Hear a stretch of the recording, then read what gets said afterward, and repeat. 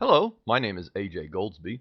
I'm a life master from Pensacola, Florida, and I'm bringing to you today, this is a video. I've already completed the web page on this game. This is on the game Wesley So versus Alexei Shirov from the Sigeman and Company 19th Sigeman and Company tournament in 2011. Wesley So won this game in a very smashing, I believe, in a very convincing manner. And basically, in the end, I think it showed a lot of talent. He's an extremely talented young man. He's the youngest GM from his region in the world ever, and I believe he's also the seventh youngest GM of all time. In the following game, he's going to defeat the very veteran player, former top 10, former world candidate player, Alexei Shirov. And it's just a brilliant game. White plays an endgame. It gets into an endgame. I think all in all, the game is just really brilliant, and it's a game that, in my opinion, on a scale of 1 to 10, it's an 8 or a 9. It's a very good game.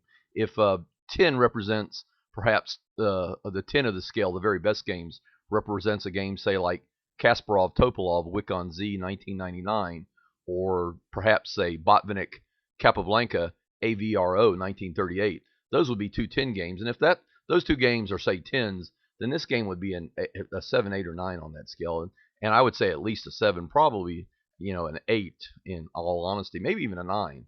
But it's extremely good game. I've already annotated it.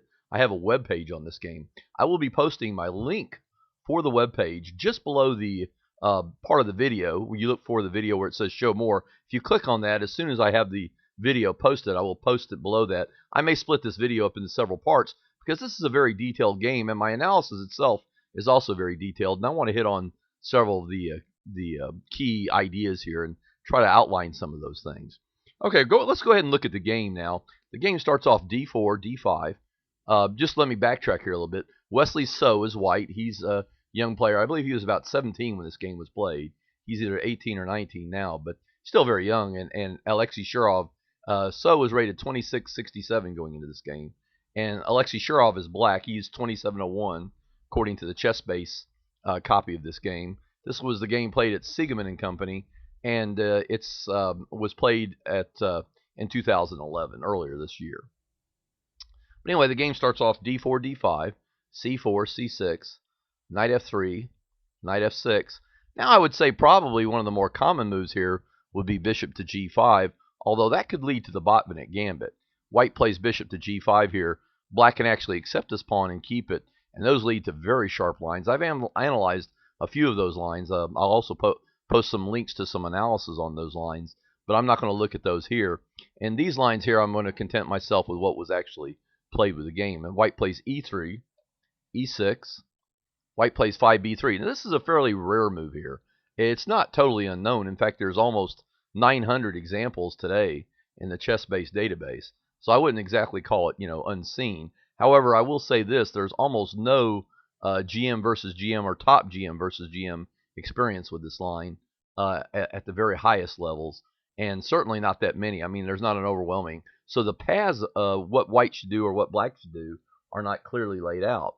This begs the question, or raises the question, of why did So play this line in the first place? I looked through his repertoire very carefully. I'd actually built a games database and researched this very carefully. And I can say quite confidently this is not one of Wesley So's regular openings that he tries. It's not one of his regular opening variations. It means it's an offbeat idea, and it's something he obviously, I'm sure he prepared it somewhat before the game.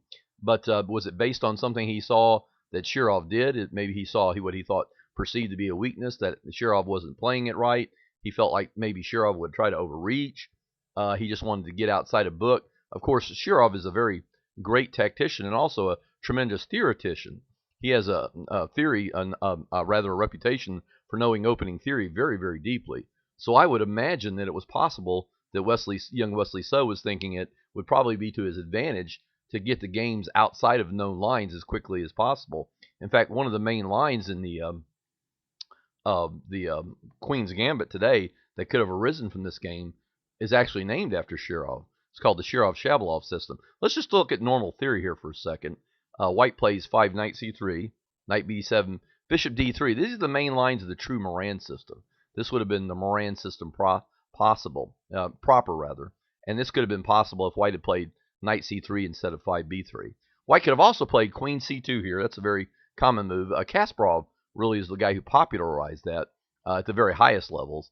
And I had really never seen it before Kasparov had started being played at the highest levels, although apparently both Shabalov and Shirov were the two originators of this system. But anyway, it's queen. The main lines, the sub line that we're going to look at just very briefly is queen c2, bishop d6, g4, and that's a very sharp pawn gambit. Okay, and the main idea of that line is basically that that's called the Shabalov-Shirov system. Very complex, very detailed. If you want to look online, there are some analyses online of this and look at and research it. All I will say is that it's a very tough line, very deep line, and you can research that more thoroughly on your own. Now, going back to the main line here, let's just back up a little bit. Let's say instead of b3, White had played that move knight c3. He played knight c3 instead of b3. Black would have played knight bd7, 6 bishop d3, and then d takes c4 instead of that queen c2 move.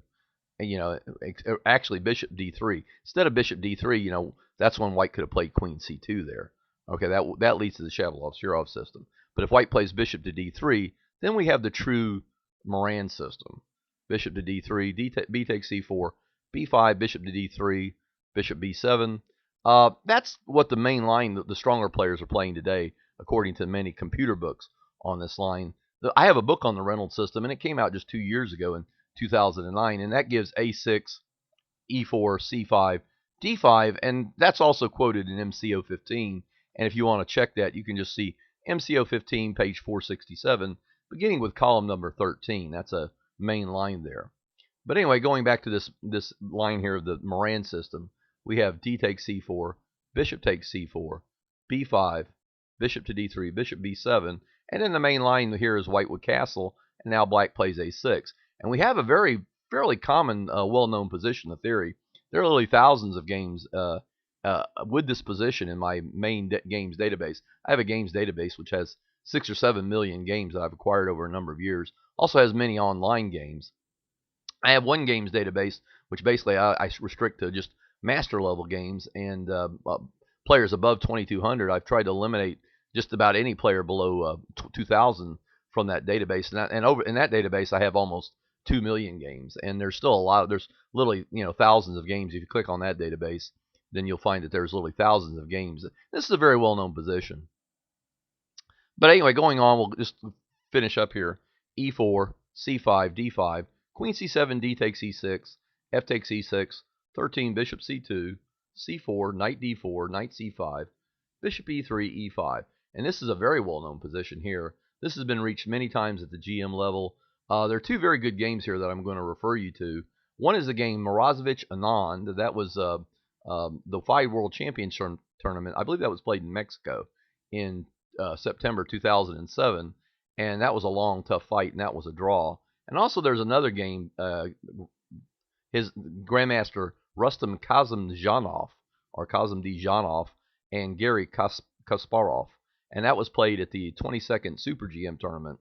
It was Garry Kasparov's, I believe, his last tournament.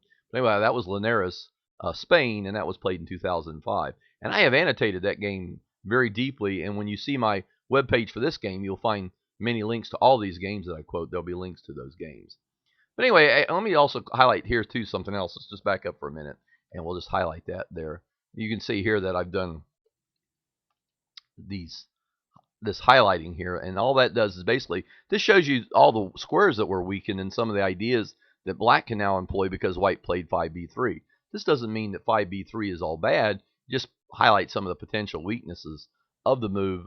Bishop d3, like I said, would be the Moran system, and I really think without actual knowledge or Mr. So, Grandmaster So, personally confirming to me that he played this line for whatever reason, then I just simply have to assume that he played this to try to get Shirov out of his known lines, simply because, like as I said before, that Grandmaster Shirov is such a fine theoretician, and he thought that probably one of his best chances were to to get him outside of main lines. He also may have researched this and saw that the way Shirov reacted to this game, to this particular line before, maybe he felt that there was a weakness there he could exploit. Grandmasters are very good at that today, and very oftentimes they employ trainers that do exactly this type of thing. They look for a weakness or a potential line that they can find that they could trip up an opponent in, and that it may have been as the result of research, careful research by Wesley So and or his trainers that caused him to play this line. But for whatever reason, he played this line, and that line's a little bit rarer there, this 5b3 move here. Anyway, black continues knight bd7, and it's rather interesting here is all the programs here, not the power books, but the actual programs, the engines, when you turn the computers off. Very oftentimes I do this, just try to get an understanding of how machines think or how they look at chess, and sometimes it's refreshing or you get different ideas by doing that. But here the computers want to play the move c5 for black after b3, and in my opinion that's just too premature, because white can very simply play c takes d5 there, and black could wind up with an isolated pawn. So in my opinion, Shirov's move of knight bd7 was completely logical and a normal developing move here for black. And white continues here, bishop to d3. Of course, bishop to d3 is a very normal move here, a very good move. It's standard opening ideas, such as controlling the center, developing your pieces, protecting your king and castling early, and maintaining the material balance. And really, another way of expressing that principle, the idea of maintaining your material balance, is really the idea of central control, or square control actually, and that's a doctrine or idea really first put forth and espoused and really outlined in great detail by Grandmaster Aaron Nimzowitsch, the great Latvian / Danish Grandmaster, who was one of the leaders of the hypermodern revolution. But anyway, so white plays bishop to d3 here. That's just a simple solid move. It's one that conforms, as I said, to all the basic opening principles. And basically, in the end, white's just trying to get castled as quickly as possible. There is a sideline here, bishop b2, instead of castling wait, no, let me back up here. White plays 6 bishop b2, b6, bishop to d3, bishop b7, white castles, bishop to d6, knight bd2, black castles, knight e5, and white has a solid edge here. And this is somewhat similar to what actually happened in the game, with just a slight transposition. But anyway, this is a little bit different what occurred in the game. And this is the game Kramnik, Loic van Wiele, the Super Tournament, Dortmund, Germany, 2008. And white won a brilliant game. And like I said, when you check out my webpage for that game, you'll find links to the Chess Games website where you can replay all of those games right on your computer. But anyway, let's go back to the actual game here. White plays bishop to d3 rather. White's last move was bishop to d3. Black plays just a very normal, very active and correct developing move. He plays bishop to d6. White plays bishop to b2. This is just about, restricting the e5 square there, preventing black from perhaps deciding he was going to go ahead and push e5. And now black plays queen e7.